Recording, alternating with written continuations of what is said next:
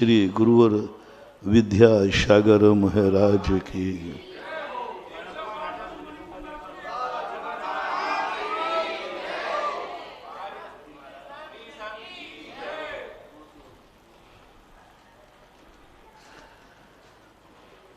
सब कुछ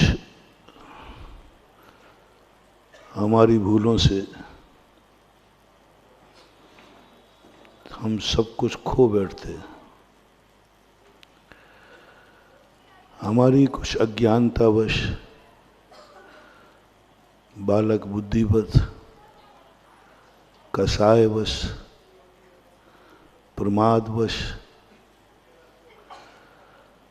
हम अपनी बहुत कुछ शक्तियां खो देते हैं। जब हम जागते हैं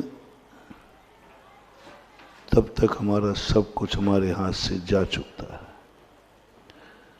जब तक हम जागते हैं चिड़ियां खेत चुन सूखती हैं, बोने का समय भी निकल गया, जो बोया था वो चिड़ियां खा गई, हम रखवाली नहीं कर पाए। फिर भी प्रकृति बहुत दयालु है, वो माँ है। हम कितना ही बेटा बिगड़ जाए, अंत तक उसको सुधारने की आस लगा देती है जब तक वो जिंदा है। अपनी जिंदगी की अंतिम श्वास तक भी मां सोचती है, नहीं बेटा शायद सुधर जाएगा। गंधारी ने अंतिम तक सोचा कि मैं बेटे को बचा लूंगी। हालांकि गंधारी सब तरफ से हताश हो चुकी थी, लेकिन एक बेटे का मोह है, एक करुणा राग ऐसा जागा। युद्ध चल रहा है, दुशासन आदि सारे बेटे मारे जा चुके हैं। 17वां दिन है और 17वें दिन उसने आस लगाई कि नहीं, अभी भी मेरे पास एक शस्त्र है, एक शस्त्र है, और वो शस्त्र ऐसा है जिसमें गंधारी को अपना सब कुछ बलिदान देना है। यश, यश, धर्म, सब कुछ मिटा देना है। शस्त्र है पर, लेकिन सब कुछ मिटाना पड़ेगा। धर्म भी मिटाना पड़ेगा, व्रत भी निभाना पड़ेगा, यश भी सब धूल में मिल जाएगा। महान आत्माओं के पास एक अंतिम ब्रह्म शस्त्र होता है। उस ब्रह्म शस्त्र की खासियत होती है कि तुम जहां उलझन में उलझ गए हो, सुलझ तो जाओगे, लेकिन यह शक्ति तुम्हारे पास से सदा सदा के लिए खत्म हो जाएगी। एक बार प्रयोग होता है, हर महापुरुष के पास होते हैं, आपके दिगंबर साधुओं के पास होते हैं। आपके दिगंबर साधुओं के पास एक शक्ति है जो कितनी भी कठिनाई, कितनी भी परिस्थिति आ जाए, उससे अंतिम जूझने की ताकत होती है।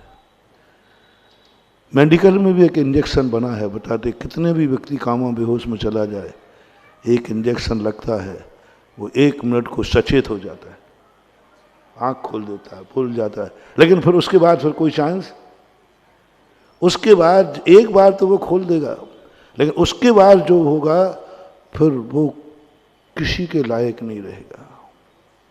उस बिना इंजेक्शन के तो फिर भी शायद 2-4 दिन जी जाए, वो इंजेक्शन के लगने के बाद 1 सेकंड 1 मिनट को आंख खोल देगा, कुछ बोल भी लेगा, लेकिन फिर कुछ नहीं कर पाओगे।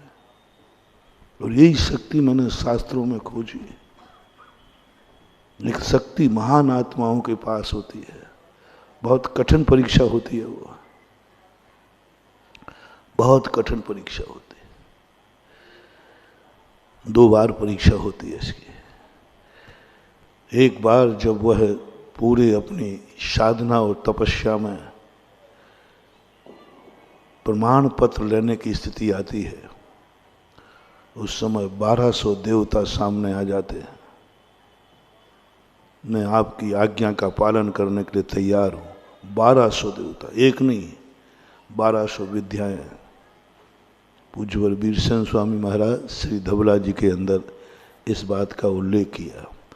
1200 विद्याएं आई उन मुनि महाराज के पास। जो चाहे कराओ, जो चाहे कराओ, दुनिया की कोई काम ऐसे नहीं जो नहीं हो सके। तुम धर्म का प्रचार कराओ, अधर्म का नाश कराओ, सोने के मंदिर बनाओ, जो मिथ्यामती है उनको हटाओ, जो तुम्हारे लिए कराना है सब कराओ। एक दुश्मन भी तुम्हारे ऊपर आंख उठा के नहीं देख सकता। तुम्हें कुछ नहीं करना, मन में विचार करना है, ये कांटा हटना चाहिए, ये फूल खिलना चाहिए, कुछ नहीं करना, भाव करना है। वे 1200 विद्याएं तुम्हारे हर कार्य को करने को तैयार हैं। बस वो पूरी जिंदगी भर साथ देंगे, जिंदगी भर तुम्हारे 1200 विद्याएं साथ देंगे।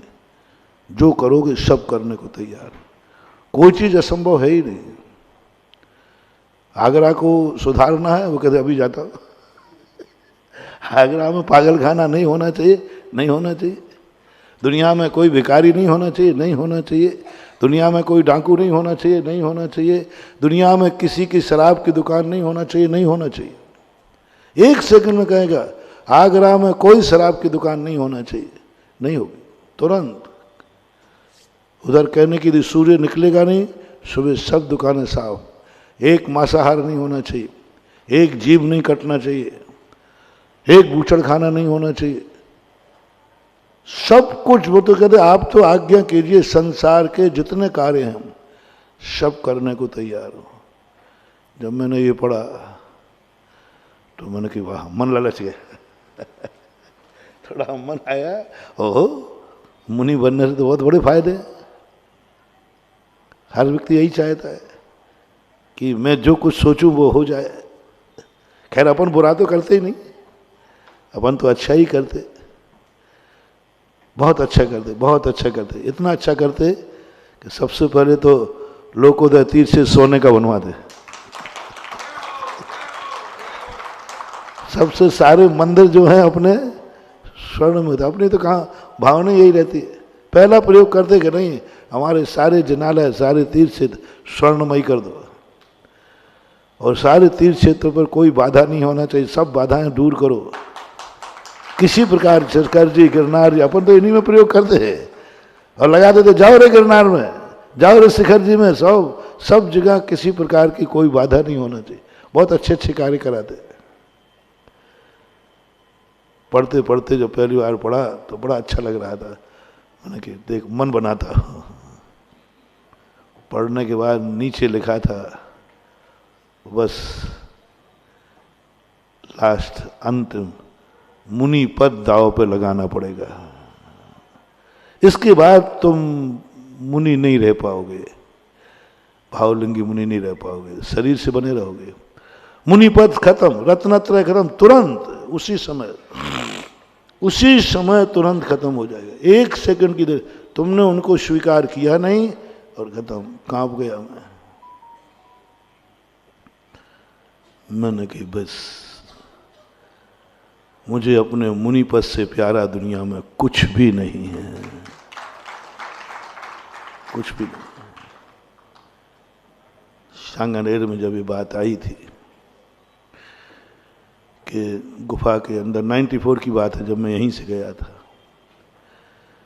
वहाँ लोगों ने मुझे भड़का दिया था कि देख लो गुफा में जाने वाले अभी तक आचार्य गए हैं, पूज्यवर शांति सागर महाराज, पूज्यवर देशभूषण, बड़े बड़े महाराज थे, वो लोग गए हैं, और दूसरा आज तक कोई नहीं गया। और जो गया है नीचे,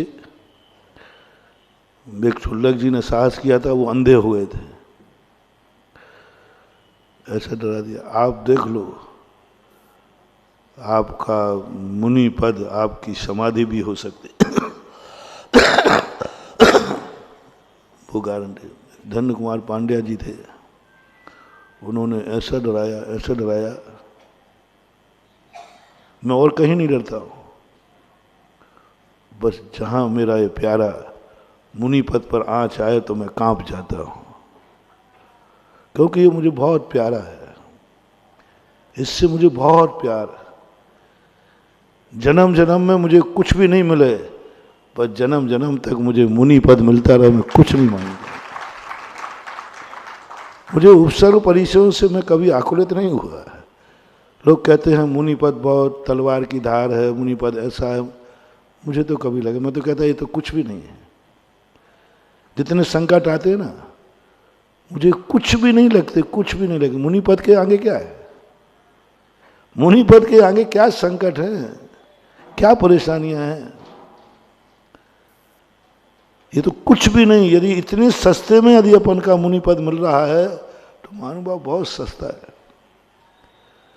मैं तो जन्म जन्म तक मुझे कुछ नहीं चाहिए, जब भी मैं जन्म जहां भी लूं बस हमारा मुनि पद सुरक्षित होना चाहिए, क्योंकि इसका आनंद, इसकी अनुभूति, इसकी उपलब्धि बहुत दुर्लभतम दुर्लभ है।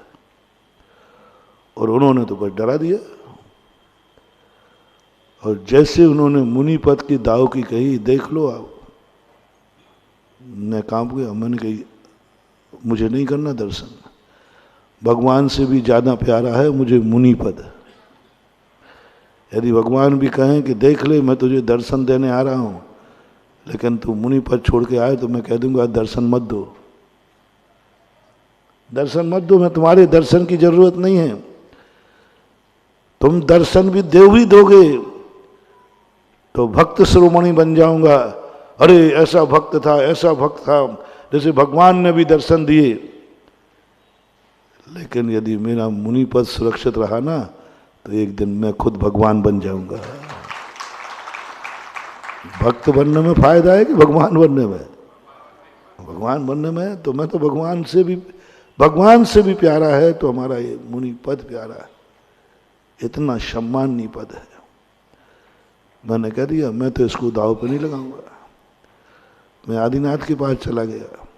मैंने कहा भगवान बैठे रहो आप, बैठे रहो आप, तलघर में बैठे हो, बैठे रहो, मुझे दर्शन करना ही नहीं है।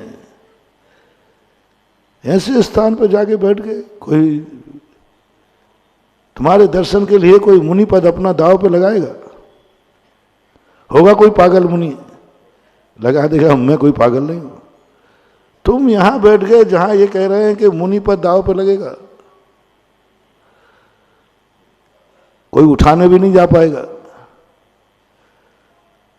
मैंने कहा मेरा भगवान, मुझे मुनि पद दाव पे नहीं लगाना, मैं तो अपना ठीक है, हो गया काम, ऊपर आपके दर्शन हो गए यही बहुत है, हमें नीचे जाना ही नहीं है। मैंने प्रस्ताव दे दिया और जम के भगवान को फटकारा। मैंने कहा तुम लोग इतनी पॉलिटिक्स आप लोगों में क्या बात हो गई? जब बड़े आदमी पॉलिटिक्स में फंस जाएंगे, बाड़ी खेत खाने लगे और पंच अन्याय करें तो फिर क्या होगा? आप जैसे भगवान लोग भी इतने बड़े पॉलिटिक्स में कि हमारा दर्शन तुम जब ही करो जब मुनि पद दाव पे लगाओ। महानुभाव, घर का मुखिया, समाज का मुखिया, संघ का मुखिया, देश का मुखिया यदि अन्याय पर उतर आए, छल कपट पर उतर आए, तो बताओ फिर तुम्हारी सुरक्षा कहाँ है? घर का मुखिया, अब बच्चा सुरक्षित है क्या? कहाँ है उनका? घर का मुखिया ही अन्याय पर उतर आया। समाज का मुखिया अन्याय पर चला जाए, समाज डूबना है।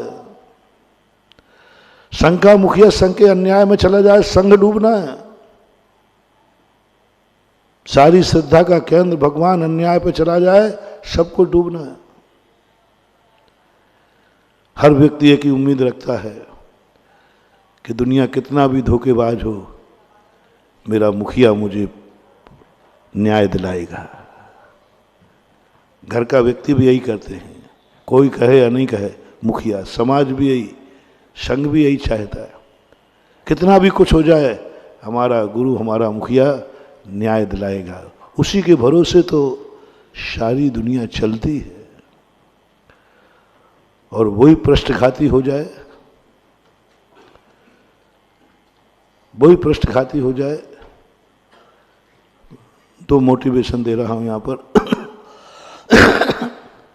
यदि जो सबसे बड़ा तुमसे बड़ा है, कोई भी बड़ा हो, यदि वो तुम्हारे विपरीत हो जाए या उसके मन में छल कपट आ जाए, समझ लेना अब तुम्हारी कोई सुरक्षा नहीं है। दूसरी बात, बड़े लोगों से मेरा कहना है, यदि किसी ने तुम्हारे ऊपर विश्वास किया है और तुम्हें बड़ा माना है, तो महानुभाव, बहुत करुणा दया करके कह रहा हूं, मेरा दुश्मन भी हो उससे भी मैं करुणा करके कह रहा हूं, ये गलती मत करना।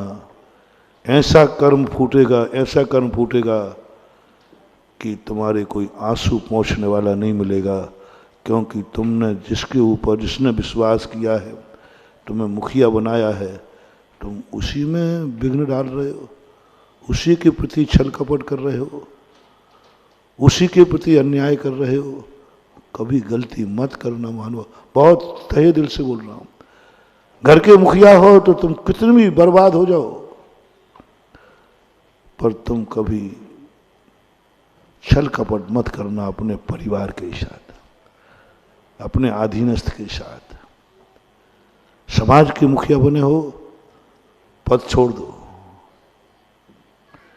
हम गलत कार्य का साथ नहीं देंगे। जिन्होंने हमारे ऊपर विश्वास किया है, हम उनके साथ कभी विश्वासघात नहीं करेंगे। क्या मिल रहा है तुम्हें मुखिया बनने में? क्या मिल रहा है मुखिया बनने में? जितने भी मुखिया बनना है, ये सब खतरनाक पद हैं, मरने तक नहीं देते शांति से। परम पूजनीय आचार्य पद के लिए भी पूज्यवर शिव कोटि महाराज ने कह दिया कि यदि तू अच्छा मरना चाहता है तो आचार्य पद छोड़ के मर। अब बोलो, आचार्य पद कौन सा खतरनाक था? आचार्य पद तो पवित्र है ना, इतना बढ़िया पवित्र है। उस आचार्य पद को कहा नहीं, इसको छोड़ के समाधि करो। जो आचार्य पद नहीं छोड़ पाते हैं, उनकी प्रशंसा नहीं की गई। क्या रखा है? क्या मिलने वाला है?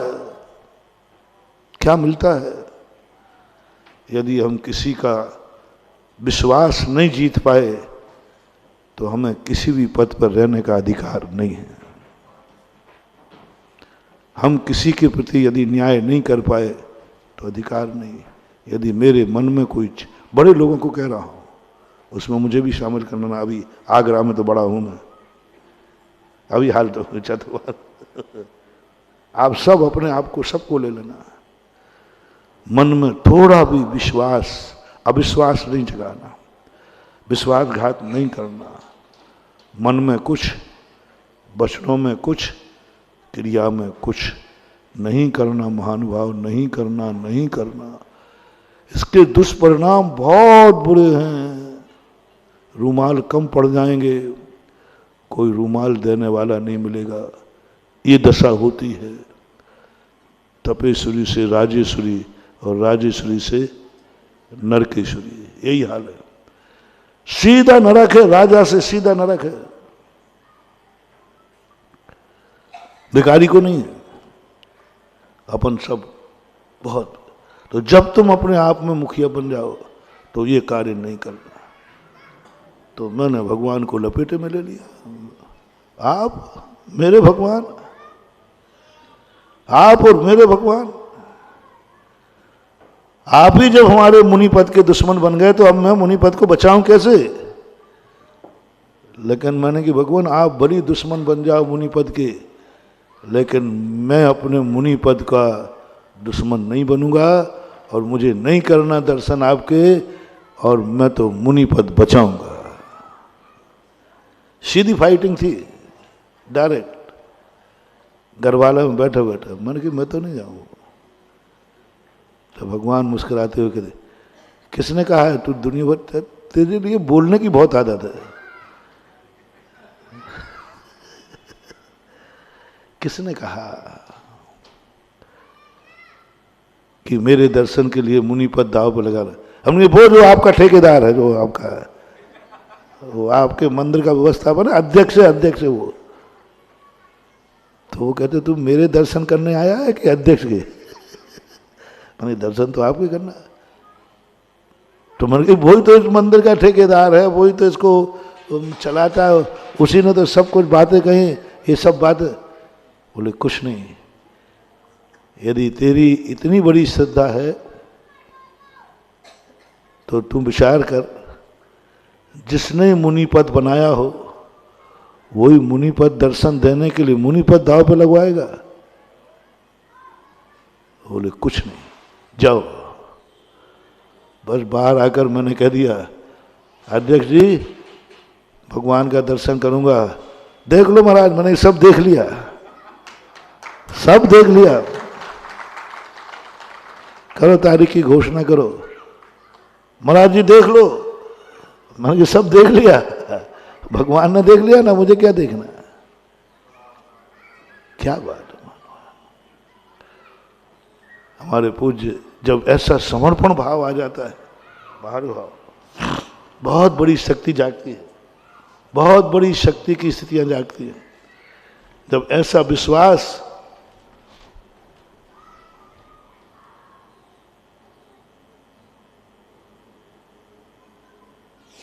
बड़ों की तरफ से मिल जाता है, तब एक अपने अंदर भी एक शक्ति जागती है, और उसके माध्यम से व्यक्ति इतना निडर हो जाता है, बोले अब कुछ नहीं बिगड़ेगा, अब कुछ नहीं बिगड़ सकता, चलो। बहुत उन्होंने कहा, मैंने कि सब कुछ जान लिया, देख लिया, आप चिंता मत करो। हुआ, और वो मैंने सुना ही था। मैं वहाँ जाकर के इतना अच्छा लग रहा था, बैठ गया। तो जो महाराज जितने समय में निकाल के लाते हैं, उससे दूने से भी ज़्यादा समय मुझे लग गया। बस यहाँ चल, मैंने पहले ही कहा था। अब निर्णय ये होना था कि महाराज को उठावे कौन जावे। चर्चा हो गई, ये यथार्थ घटना है, यथार्थ घटना। नमोकार मंच चालू हो गया था, पूरे लाखों लोग बैठे थे। मंच संचालन वाला कहला, भैया नमोकार मंच पढ़ो, कुछ अच्छा हो जाए, कुछ अनर्थ की संभावना दिख रही है, अनिष्ट की संभावना दिख रही है। और कमेटी में एक ही चिंता, महाराज को उठावे कौन जाएगा। वो तो चले गए, पहले ही कहा था, मैंने पहले ही कहा था मत जाओ, ये अतिशयकारी मंदिर है, ये है, लेकिन मानते ही नहीं। सुधा सागर है, हटी बहुत है। मुझे जितने टाइटल मिलना थे सब मिले। करीबन पौन घंटा, 1 घंटे के बाद मैं आ गया, तो लोग ऐसे देख रहे थे जैसे मैं भूत बन के आया हूं, कि वही महाराज है, कहीं मरकर भूत बन गए हो। बहुत बड़ी स्थिति। धाव पे लगने वाली चीज को बहुत बड़ी चीज है। जिस शक्ति की मैं चर्चा कर रहा था, इतनी बड़ी शक्तियां हैं, 1200 विद्याएं आ जाएं। आज अपन इतनी मेहनत कर रहे हैं हर चीज के लिए, धर्म को बचाने के लिए, क्षेत्रों को बचाने के लिए, कितने संघर्ष कर रहे हैं, और ये सब खत्म हो सकते हैं। मुनि महाराज कर सकते हैं सारी समस्याओं का समाधान कर सकते हैं। बस शर्त एक है, मुनि पद खत्म हो जाएगा। ये 1200 विद्याएं तुम्हारी सेवा करेंगी, मुनि पद खत्म हो जाए, पूरी जिंदगी भर सेवा करेंगे। अच्छे बुरे तुम्हें जो काम कराना है सब कराओ, शास्त्रों में उल्लेख है ऐसा, सब करेंगे, वो खैर कुछ नहीं। लेकिन जो सच्चे मुनि महाराज होते हैं, भावलिंगी मुनिराज कहते हैं, वो कहते हैं मुनि पद तो दाव पे नहीं लगाऊंगा, मुनि पद तो दाव पे नहीं लगाऊंगा। तो फिर हम आपके कोई काम नहीं करेंगे, पधारो। 1200 विद्याओं को लौटा देता है। और जैसी 1200 विद्याओं को ठुकराया, सारे देवता उन मुनिराज की जय जयकार करके पूजा करने बैठ जाते हैं। लोभ देखो कितना बड़ा दिया, इतना बड़ा लोभ दिया, इतना बड़ा लोभ कि उस लोभ में अच्छे अच्छे विचलित हो जाते हैं। कोई बिरले मुनिराज बच जाते हैं, फिर उनकी देवता पूजा करते हैं। ये है जो 1200 विद्याओं के बदले पे अपना मुनिपद दाव पर नहीं लगा पाए, ये जीव बहुत जल्दी जल्दी मोक्ष को जाते हैं। वे हैं आसन्न भव, आसन्न भव। इसलिए वो शक्तियां अपने पास, हर महान व्यक्ति के पास एक शक्ति होती है, लेकिन उस शक्ति के बाद बस वो अंतिम होती है। उसके बाद फिर कुछ भी नहीं बचता, कुछ भी नहीं, सब खत्म हो जाता है। मंत्रों में भी होती है, प्रयोग करने की बात है, लेकिन प्रयोग करते ही सब खत्म हो जाता है। स्थूलभद्र महाराज ने प्रयोग कर लिया, भद्रबाहु स्वामी ने एक विद्या सिखाई रूप बदलने की। रूप बदल लो अपना, मुनिराज कर सकते हैं ऐसा, अपना रूप बदल दें। शिष्य को सिखा दिया और शिष्य कह दिया ज्ञान प्राप्त करना, इसका उपयोग नहीं करना। लेकिन शिष्य ने कहा मैं तो उपयोग करूंगा, देखता हूं कैसे लगता है। और एक गुफा में जाके कहा अच्छी तरह इसको पढ़ो, लेकिन उपयोग नहीं करना। अब शिष्य को तो आया कि रूप बदलने वाली शक्ति, उसने प्रयोग कर लिया। उसी समय उन स्थूलभद्र महाराज की ग्रस्त अवस्था की बहन आई, आचार्य भद्रबाहु स्वामी से पूछती है कि महाराज हमारे भाई आपके संग में दीक्षित हैं, उनके दर्शन करना है। बोले नहीं, दर्शन नहीं कर सकते हो, वो अभी गहन अध्ययन में लीन है।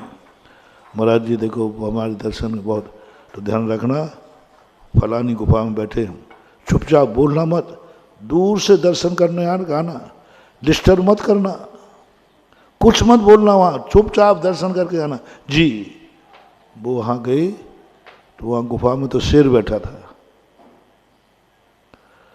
अब वो भागी और गुरु के पास आई, गुरु महाराज आपने तो कहा था महाराज बैठे मेरा भाई, वहाँ तो शेर बैठा है, आपने आपका हमने क्या बिगाड़ा जो आपने ऐसे गलत स्थान पे उड़ा। बोले शेर बैठा है। ओहो, इसने विद्या का प्रयोग कर लिया। वहां से बैठकर आया दूसरे दिन, जब हाँ गुरु जी अब आगे पढ़ाओ।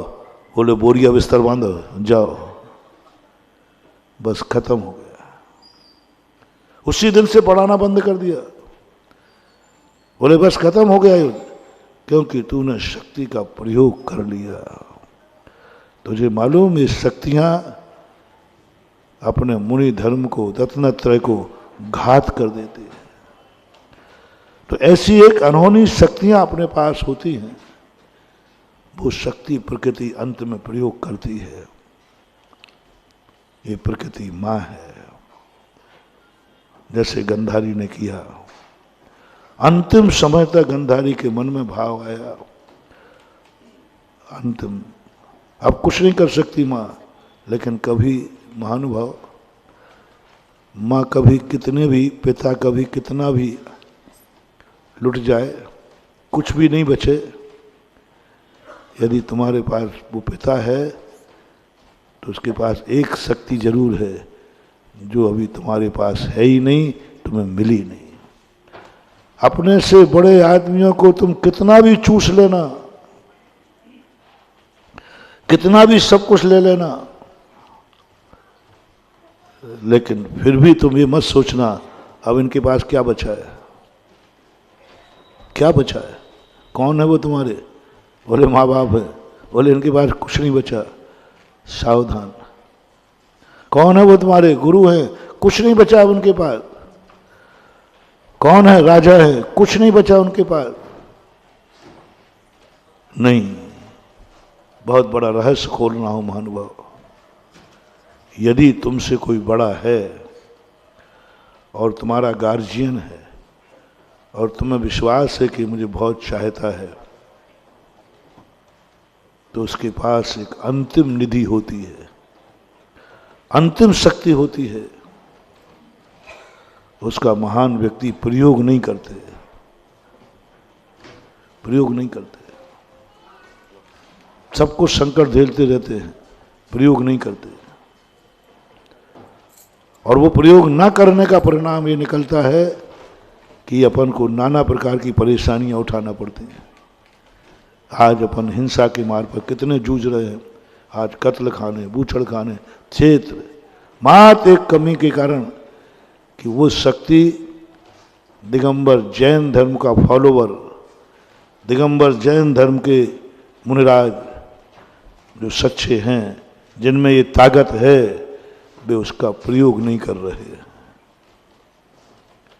प्रयोग नहीं कर रहे, क्योंकि उनका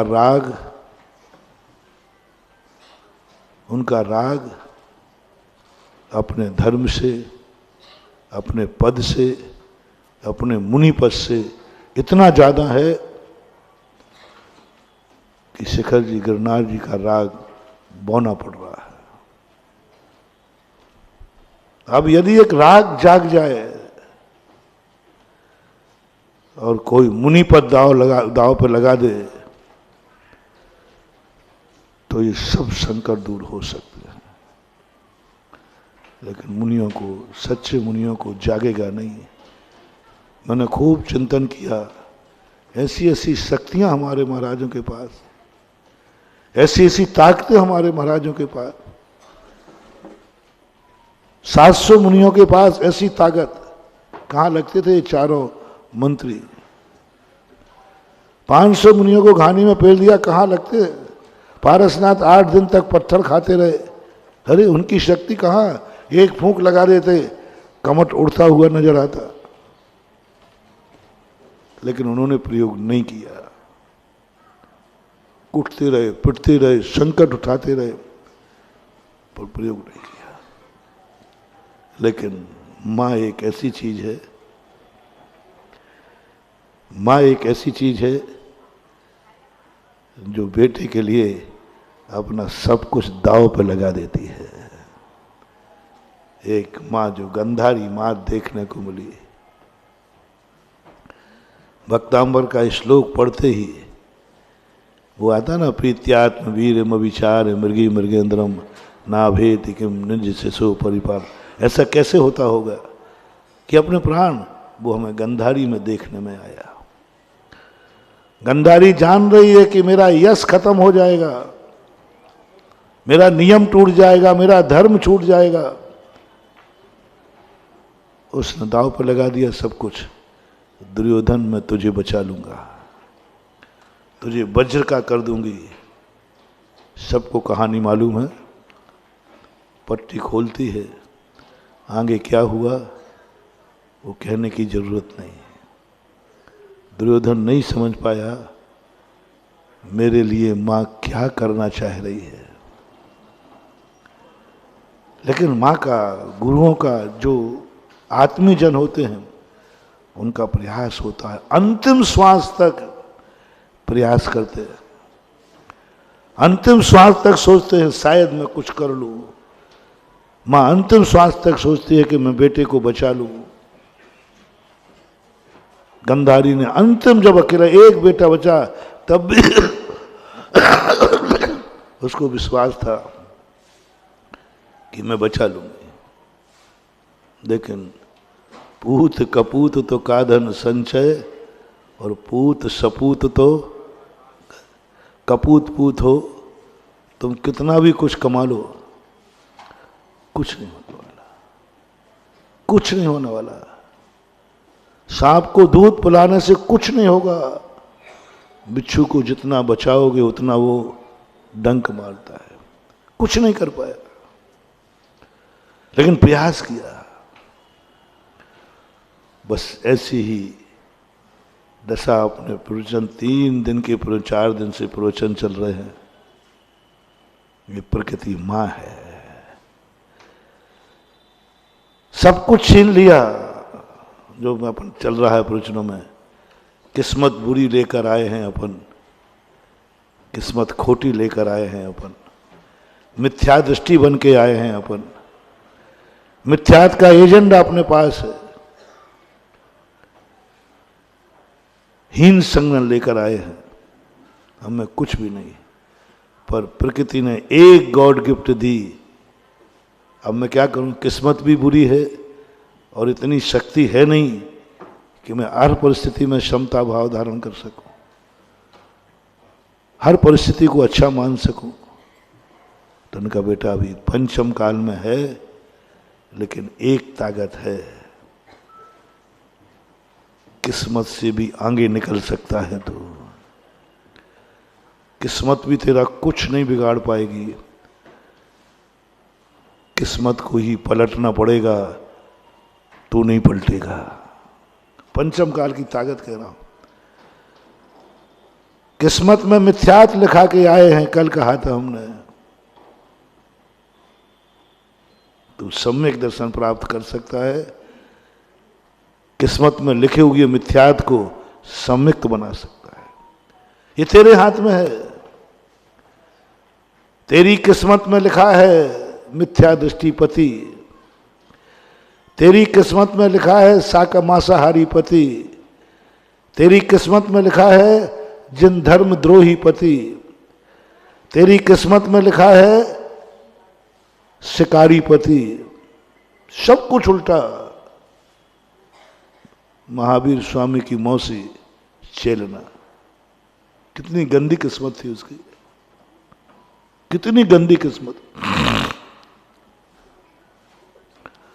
अमीर बाप के यहां जन्म कर गरीबी भोगना पड़े, गरीब के यहां जन्म लेने वाले से भी ज्यादा बदकिस्मती कहलाता है। जन्मा तो कहां, अमीर के यहां, और जिंदगी क्या बची। इससे अच्छा तो गरीब के यहां जन्मने वाला संतोष तो रहता है कि बाप ही गरीब है तो अपने पास क्या होगा, लेकिन बाप अमीर है। महारानी चेलना का सबसे बड़ा दुर्भाग्य कि तीर्थंकर की मौसी, जिसकी एक बहन तीर्थंकर को जन्म देने वाली है, बदकिस्मती देखो कैसा पति मिला। संसार का सबसे ज्यादा विपरीत, शक्तिमान, शक्तिमान पति, लेकिन विपरीत, हर दिशा में विपरीत, हर सोच में विपरीत।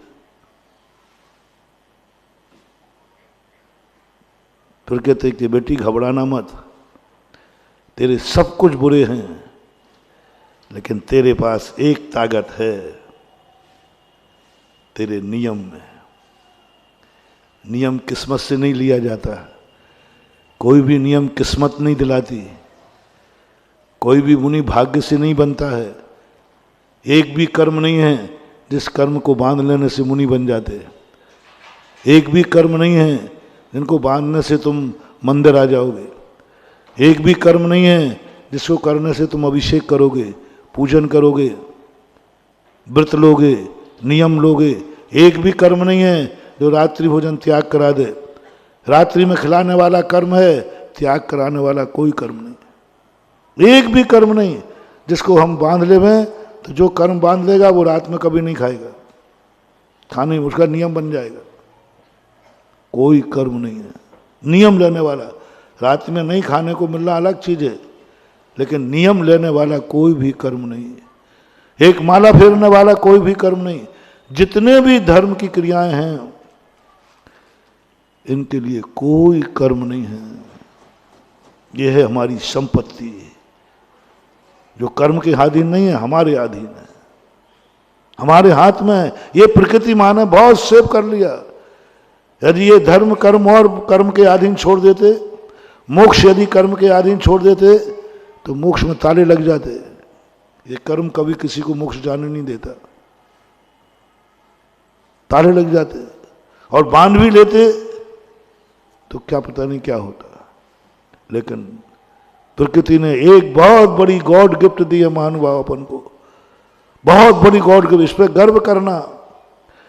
जितने भी अच्छे कार्य हैं धर्म के, वे कर्म के अधीन नहीं हैं, वे किस्मत के अधीन नहीं हैं। मुनिपद किस्मत में लिखा के नहीं लाता।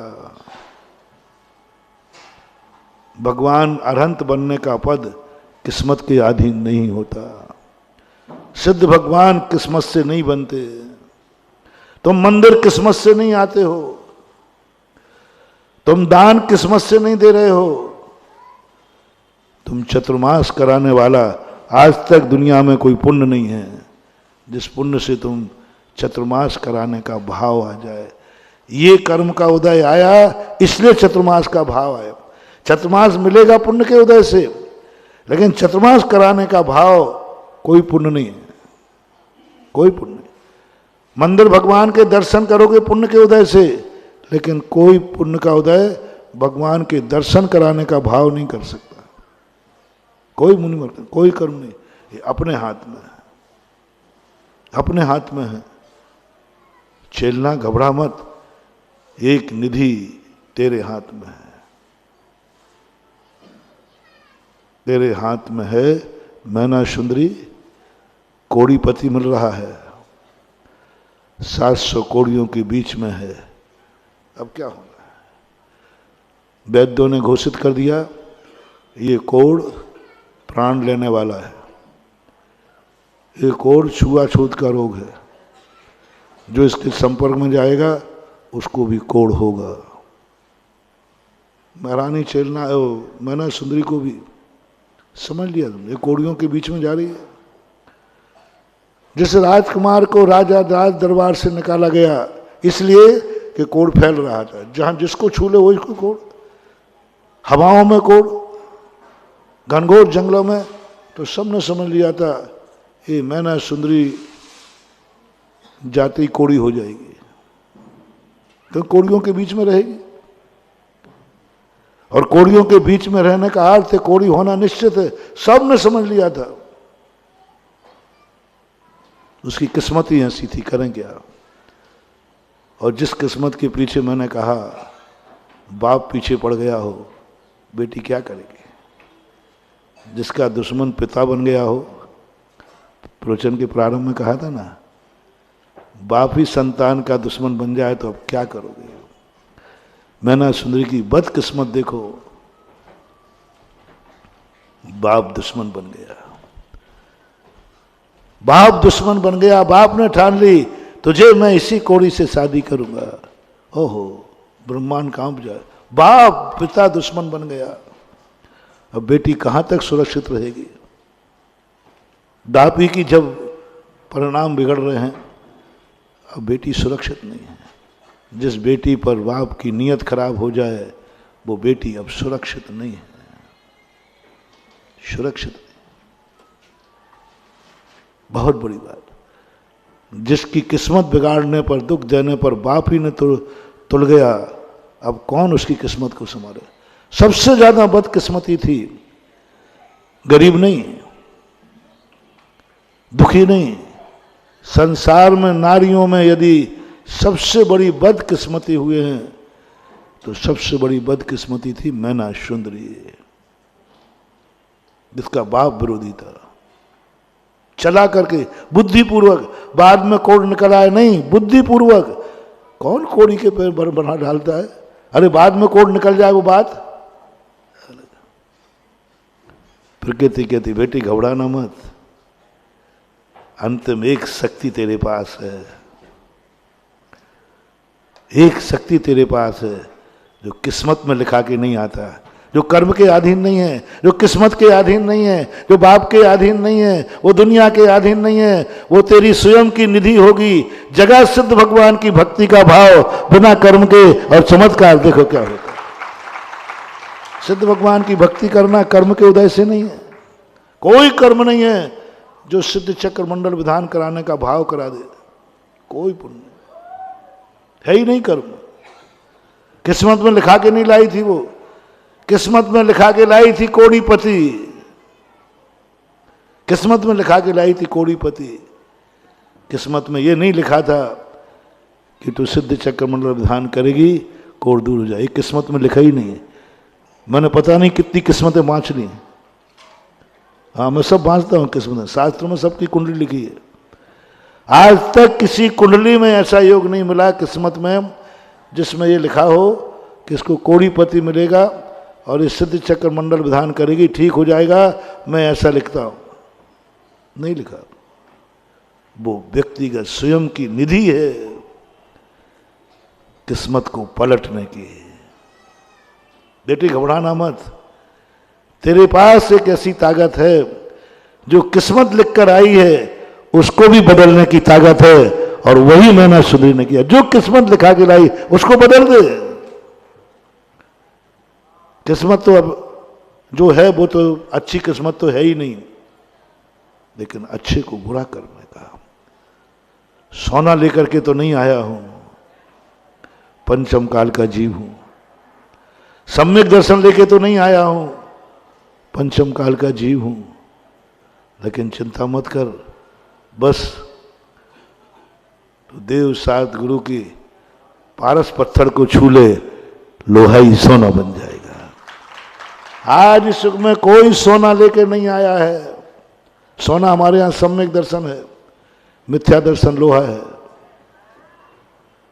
पंचम काल में लोहा है, अपन सब लोहा है। आप भी, हम सब लोहा हैं जन्मते। कुंद भगवान भी सब लोहे बनकर जन्मे हैं। किस्मत ही नहीं है सोना लेके जन्म। कल कहा था सम्यक दर्शन लेके कोई जन्म नहीं है, लेकिन एक गॉड गिफ्ट है कि भली हम लोहा हैं, बस पारस पत्थर को खोज लो और दे दो चुनौती किस्मत को। तूने मुझे लोहा दिया है, मैं सोना बनूंगा। वो पारस पत्थर क्या है? यही तो सबसे बड़ी कला है। अपन हताश हो गए, हम तो पंचम काल में मिथ्या दृष्टि है, लोहा है। अरे नहीं, अभी गर्व करो, हमारे पास पारस पत्थर है। सच्चा देव है, सच्चा शास्त्र है, सच्चा गुरु है, सच्चा नमोकार मंत्र है। ये पारस पत्थर को है ना, क्या फर्क पड़ना है? लोहे से क्या पड़ना? आना दो लोहा किस्मत में। जिनके पास पारस पत्थर होता है वे किस्मत में आए हुए लोहे से नहीं घबराते, क्योंकि उनके पास सोना बनाने की कला है। आने दो, पारस पत्थर तो हमारे पास है, हम उसको लेकर के अपने सारे कार्य साध लेंगे। आज पंचम काल में भली हमारा कुछ भी हो, लेकिन हम सम्यक दर्शन प्राप्त करने के आज भी अधिकारी हैं। सम्यक दर्शन कुछ नहीं महानुभाव, किस्मत को बदलने का। पंचम काल के जी, चौथे काल के तो लेके आते थे। अपन के तो और कला है, अपन चमत्कार करें ना। किस्मत में मिथ्या दर्शन लिखा है और हम सम्यक दृष्टि हो रहे हैं। किस्मत में लिखा है तुझे शरीर इतना गंदा मिलेगा। कर्म भूमि की किस्मत में बहुत सब तरफ से बेकार है। शरीर इतना गंदा दिया कि इसकी गंदगी को निकालने के लिए 9 दरवाजे बनाए गए। 9 द्वार वहें घिनकारी। अब कितना मलबा भरा होगा, जिस मलबे को निकालने के 9 दरवाजे रखे जाए। 9 दरवाजे रखे जाए, उसमें जब मल निकलता है, एक दरवाजा नहीं 9 दरवाजे रख दिए। इन 9 दरवाजों से मल निकलता है, इतना मल का पिटारा दे दिया कर्म भूमि के जीव को। बड़ी गंदगी दी। कैसी किस्मत है इस औदारिक शरीर की। लेकिन चिंता मत करो, तुम्हारे पास एक शक्ति है। किस्मत में तुम्हारे गंदा शरीर लिखा है। जैसे मैंने कहा ना, मैना सुंदरी के शरीर किस्मत में कोड़ीपति लिखा है। चेलना के किस्मत में मिथ्या दृष्टि, जन धर्म द्रोही पति लिखा है। ये तीनों को आप एक साथ लेके चलना। किस्मत में इनके यही लिखा है।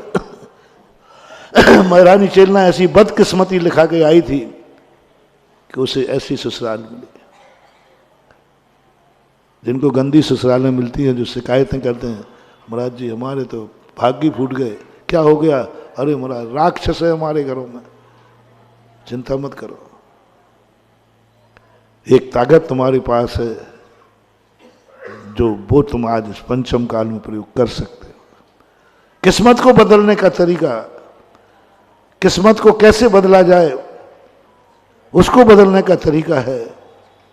शरीर की बात में कर रहा, अपन सब शरीर लिखा के लाए हैं, बहुत बदकिस्मत लिखा के लाए हैं। तुझे ऐसा शरीर मिलेगा जो 7 कुधातुओं से भरा है। इतना मल बनेगा कि 9 मल द्वार निरंतर बहते रहेंगे, निरंतर बहते रहते। एक भी मल द्वार ऐसा नहीं है जिस समय कोई ना कोई मल निश्चित ना होता हो, कम बढ़ होता रहता। द्वार है तो झरते रहते हैं। बांध को कितनी पक्का बांधो, बांध में से पानी कुछ ना कुछ झरता, ऐसे अपना शरीर है, सभी द्वारों में से कुछ ना कुछ कहीं ना कहीं झरता रहता है, निरंतर झरता है, क्योंकि गंदगी इतनी है। लेकिन प्रकृति ने एक गॉड गिफ्ट दी ऐसे गंदे आदमी को। ऐसे गंदे स्थान में पड़ी हुई आत्मा का उद्धार कैसे करूं?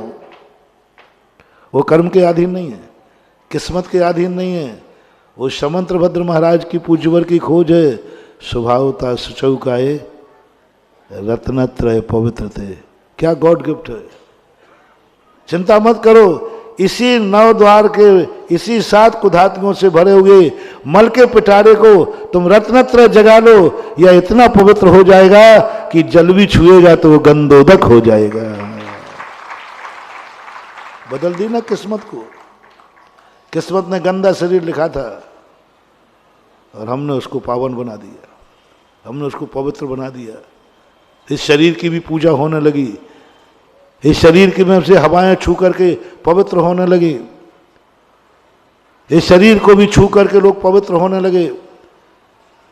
ये गंदे शरीर के पैर जहां पड़ जाएं वो तीर्थ बनने लगे। जहां जहां पैर पड़े संतन के वे जग तीर्थ हों। क्या है इन पैरों में? क्या है इन पैरों में? एक आध दिन देखना हो तो देख लेना, एक चाकू लाना, महाराज का पैर काट के देखना, देखें अंदर क्या मसाला भरा है। लेकिन बाद में मैं काटूं, पहले तुम अपना काटना। हाँ, नहीं तो मामला गड़बड़ हो जाए। और दोनों की मैचिंग करना, चमड़ी निकलेगा, हड्डी निकलेगा, मांस निकला, खून निकलेगा, कुछ नहीं निकलेगा, यही सब निकलेंगे, वही तुम्हारे में निकलेंगे। लेकिन ऐसा क्या हो गया कि ये पैर जहां पड़ जाते हैं वो तो जग तीर्थ हो जाता है। ये कौन सी किस्मत में लिखा है? कौन से कर्म ने लिखा है? न किसी कर्म में है, न किसी किस्मत में है। ये है हमारी आत्मा की व्यक्तिगत शक्ति, आत्म जागरण, आत्मशक्ति का जागरण। और वो आत्मशक्ति का जागरण जब आत्मा में हो जाता है, वो ब्रह्म स्वरूप जाग जाता है। जो सारी की सारी जितनी भी गंदगी है, विपरीत परिस्थितियां हैं, उन सबको पावन बना देता है। कोई ताकत, कोई कर्म नहीं, कोई किस्मत नहीं, रत्नत्रय किस्मत में लिखा के नहीं लाता कोई, और पंचम काल का तो और नहीं लाता। ये शक्ति जो हमें गॉड गिफ्ट में इस पंचम काल में मिली है, मत रो कि मुझे गंदा शरीर मिला है, मत रो। मत रो कि मुझे 7 कुधातुओं से भरा शरीर हुआ है। गर्व करो, चमत्कार दिखाओ। पवित्र शरीर में पवित्र पावनता बना रहना कोई बड़ी चीज नहीं है। चमत्कार दिखाओ कि हम गंदे शरीर को भी पावन बना के रहेंगे, ये हमारे हाथ में है। पंचम किस्मत को बदलो। ऊपर का संकट जो हमारे ऊपर आया है, किस्मत का संकट जो हमारे ऊपर आया है, कर्मों ने जो संकट हमारे ऊपर ढहा है, इससे कैसे निजात पाए। अपना प्रसंग चल रहा ना, 6 तरफ से संकट का, नीचे का संकट राजनीति का, ऊपर का संकट किस्मत का, प्रकृति का। इस संकट से कैसे बचें? ऐसा संकट ला दिया। अपने पास शक्ति जागरण करो।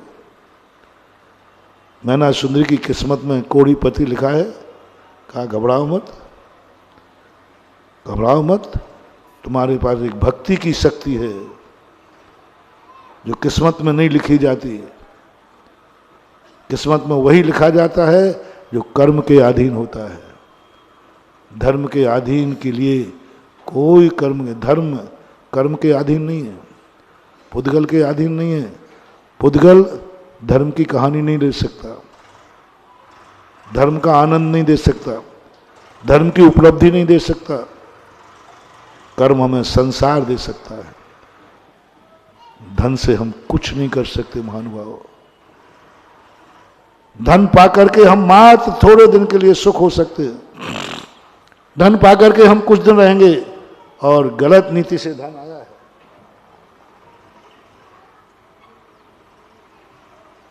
धन नौ नीतियों से आता है, एक अच्छी नीति से, एक बुरी नीति से। किसी भी नीति से धन आएगा, ज्यादा सुखी नहीं कर पाएगा।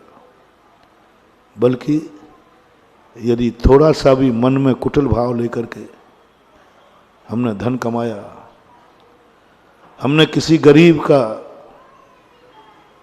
मजबूरी लेकर उससे धन कमाया, हमने किसी के चोरी करके धन कमाया, किसी का लाभ उठा करके धन कमाया, ये धन तुम्हारे लिए सुखदायी नहीं दुखदायी बनेगा। यही धन तुम्हारे प्राण ले लेगा, क्योंकि तुम धन बुरी नीति से कमाया था। मैं कई बार ब्याजखोरों से कहता हूं, किसी की मजबूरी का कभी लाभ मत उठाना, किसी धर्मात्मा से कोई लाभ मत उठाना, धर्म से कोई लाभ मत उठाना, क्योंकि इन दोनों को, इनसे लाभ उठाने वाले व्यक्ति को कभी धन फलता नहीं है और उसकी स्थिति बहुत बुरी हो जाती है। वो खा ही नहीं पाता, वो धन ही उसके प्राण ले लेता है, पता नहीं कहाँ चला जाता है, पता नहीं कहाँ चला जाता है, और अंत में धन के कारण प्राण भी चले जाते हैं। आपने देखा, एक व्यक्ति धन की अटैची ले जा रहा था, रास्ते में डाकू ने मार दिया। यदि वो धन नहीं होता तो प्राण बच जाते। उस धन प्राण लेके चला गया। ये धन नहीं आया था, तुम्हारे प्राण लेने आया था। धन के यमराज के तरीके बहुत हैं। यमराज धन देकर तुम्हें मार देगा, क्योंकि तुम धन के लोभी हो। क्यों दिया धन? अरे और कहीं भूखों मार देता, गरीबी से मार देता, बीमारी से मार देता, कोरोना में मार देता, एक्सीडेंट में मार देता। मरने के बहुत तरीके थे, लेकिन उन्होंने कहा नहीं, इसकी मौत का कारण बनेगा धन, क्योंकि ये धन का लोभी है। ये धन के लिए कुछ भी कर सकता है, धन के लिए कुछ भी कर सकता है। अतः इसके हाथ में धन दो, फिर इसको शूट करो। बहुत बड़ी पॉलिसी है इस संसार में प्रभु की, बहुत बड़ी पॉलिसी है इस संसार में प्रकृति की।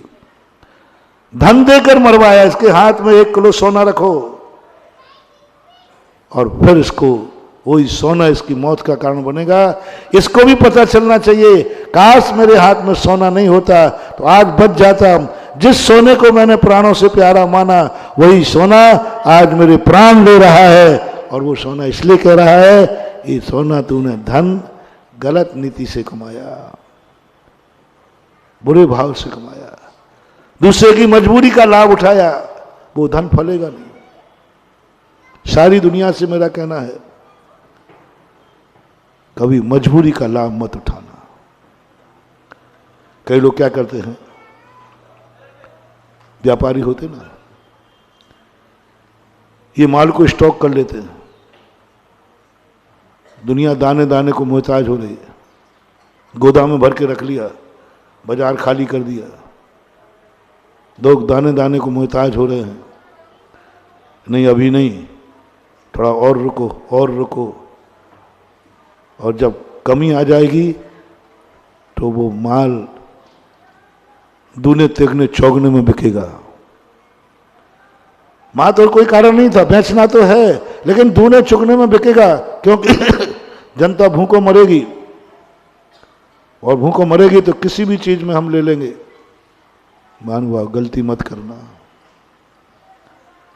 जनता भूखों मर रही है और तुम भाव बढ़ाने के लिए माल गोदाम में रखे हो, ये गलती मत करना, मत करना।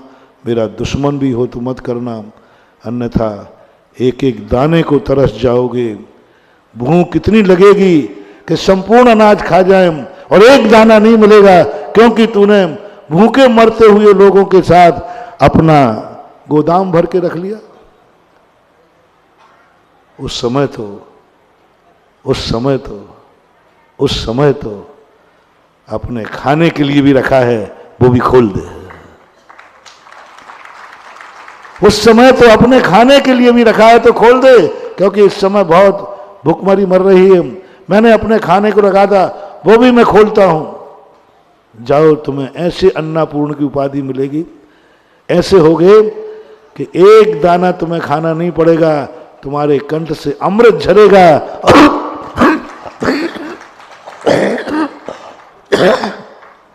कौन होते हैं देवता जिनके कंठ से अमृत झरता है? कुछ नहीं महानुभाव, इन्होंने कभी अपना रखा हुआ भोजन, अपने लिए बनाया हुआ भोजन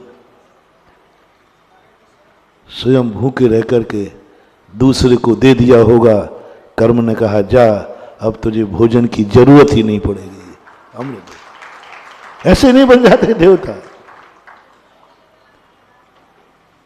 मैंने इस पर एक चिंतन किया, जैन शास्त्रों में आया है, साधु के लिए भोजन मत बनाना, साधु के नाम से मत बनाना, साधु को देने के लिए मत बनाना, अपने लिए बनाओ, अपने लिए बनाओ। और यदि साधु आ जाए तो उसमें से कुछ दे दो। मैंने सोचा इससे क्या मतलब? अरे भाई, साधु के लिए बनाने में क्या आपत्ति है? सज्जन पुरुष के लिए बनाने में क्या आपत्ति है? कौन सा पाप हो रहा है? महाराज के लिए बनाओ, महाराज जी के आपके लिए बनाया है महाराज, और बनाने में क्या बात है? कोई गलत कार्य, गलत व्यक्ति के लिए तो नहीं बना रहे ना। बहुत दिनों में ये बात समझ में आई, पहले मुझे समझ में नहीं आता था, ऐसा क्यों रोक लगाई। महाराज के लिए भोजन बनाने में क्या आपत्ति? कोई पापी आदमी के लिए बना रहे क्या? साधु के लिए बना रहे हैं, भगवान के लिए बना रहे हैं, कौन से पाप कर रहे हैं? बाद में आया इसका रहस्य, अरे ये बहुत बड़ी चीज है। तू साधु के लिए भोजन बनाएगा तो वो पुण्य नहीं आएगा कि तेरे कंठ में अमृत आ जाए। अपने लिए बनाओ और उसमें से साधु को दो, ये है महान पुण्य, ये है महान। जो मैं कह रहा हूं ना, ऐसे समय पर अपने लिए बनाया हो भोजन दूसरे को दे दो और उसमें साधु को दो। अपने लिए बनाए भोजन में से साधु को भोजन देने से ऐसा पुण्यबंध होता है कि भोजन की जरूरत नहीं पड़ती, कंठ से अमृत झरता है, अमृत अपने में से। इसलिए कहा गया धर्म के लिए दान मत कर, वो मत कमाओ पैसा। पूज्यवर इष्टदेव इष्टोपदेश पूज्यपाद स्वामी, उन्होंने कहा दान के लिए धन मत कमाओ। उन्होंने मना कर दिया, दान के लिए मत कमाना। मैंने कह रहे भाई, दान के लिए कमाने में क्या आपत्ति है? मैं इतना कमाऊंगा, दान दूंगा। नहीं, मना कर दिया उन्होंने, दान के लिए मत कमाना। तुम कमाओ और कमाने में से दान दे देना, अपने लिए कमाओ। अपने मकान के लिए कमाओ। बहुत बड़ा मोटिवेशन दे रहा हूं महानुभाव, बहुत बड़ा मोटिवेशन है। मंदिर के लिए नहीं कमाना, मंदिर बनाने के लिए मत कमाना, कोई और भी दान देने की, गौशाला खोलने के लिए मत बनाना, अस्पताल के लिए मत बनाना, स्कूल के लिए मत बनाना कमाना, दान के लिए कमाना ही नहीं, दान के लिए नहीं कमाना, मैं यह धन दान के लिए कमा रहा हूं, ऐसा भाव नहीं करना। महाराज कोई बुरी चीज है क्या? मंदिर बनाने के लिए कमा रहा हूं, नहीं, बुरी चीज तो नहीं है, लेकिन घाटा बहुत है। अब क्या करना है? मकान के लिए कमाओ, मकान के लिए कमाओ, हवेली बनाने के लिए कमाओ, महल बनाने के लिए कमाओ, और बाद में पता चला कि मंदिर बन रहा है, उसमें से निकाल के मंदिर को दे दो, बस ये है चमत्कार। कमाया काय के लिए था? काय के लिए कमाया था? मकान के लिए। हवेली बनाएंगे? नहीं, मंदिर बन रहा है, लो मंदिर को। अब ये है विमान, ये है देव बनने का लक्षण, ये है अकृत्रिम चैत्य, अकृत्रिम विमान। बने बनाए मकान मिलते, शास्त्रों में वर्णन आया कि स्वर्गों में देवताओं को मकान बनाना नहीं पड़ते, विमान मिलते हैं, रत्नमय विमान। कैसे मिले? ये उन्हीं को मिलते हैं जिन्होंने कमाया मकान के लिए था और लगा दिया मंदिर में। कमाया था अपने लिए, लगा दिया गौशाला में। कमाया था अपने के लिए, बना दिया अस्पताल। कमाया था अपने बच्चों के लिए और पढ़ा दिए गरीब के बच्चे। गरीब के बच्चों के लिए मत कमाना कि मैं गरीबों के लिए इतना धन कमाऊंगा, नहीं, आप अपने बच्चे के लिए कमाइए, आप अपने बच्चों के लिए कमाइए खूब। मैं अपने बच्चों को पढ़ाऊंगा, लिखाऊंगा, बहुत बढ़िया करो, सब इसलिए मैं कमा रहा हूं। और उसी समय कोई दरबारी तुम्हारा गरीब बच्चा आ जाए तो जो कमाई अपने बच्चे के लिए कमाई, वो कमाई गरीब के लिए दे देना, ये है चमत्कार, ये है तीसरा। क्योंकि तुम बहुत बहुत कलाकार हो, बहुत कलाकार हो। तुमसे कह दिया जाए गरीब के लिए रोटी बनाना, कैसी बनेगी? अब सब जानते हो, तो हमारे आचार्य महाराज भी जानते थे ये गरीब के लिए घटिया बनाएगा, इसलिए उनका नहीं, गरीब के लिए मत बना, अपने लिए बना, और उस समय आ जाए तो वो रोटी दे दे, वो सही है। एक गणेश प्रसाद जी बरनी हुए छुल्लक जी, उधर बुंदेलखंड में ज्यादा प्रभाव रहा उनका। एक दिन उनको बॉम्बे से, छुल्लक जी थे जैसे, एक दुपट्टा उड़ते थे, ठंड का समय था, तो बॉम्बे के सेठ आए, बहुत बढ़िया दुपट्टा लेके आए, बहुत बढ़िया, लुई लुई बोलते, क्या बोलते हैं, जो बहुत गर्म होती है, गर्म, और बहुत महंगी लेके, वो दिल्ली में, वो बॉम्बे में मिलती है, उसी तरह लेके आ गए। महाराज जी को भेंट कर दी, महाराज ने ले ली। अब वो महाराज के विहार करते जा रहे थे, रास्ते में एक चौराहे पर एक भिखारी बैठा था, ठुठुर रहा था। बरनी जी ने तुरंत वो अपना जो दुपट्टा था वो भिखारी को दे दिया। सेठ जी कहते, महाराज जी ये क्या किया आपने? मैं आपके लिए लाया था। ये क्या किया आपने? अरे भिखारी पे दया आ रही थी, आप मेरे से कहते इसको हम 10 लाख के दे देते।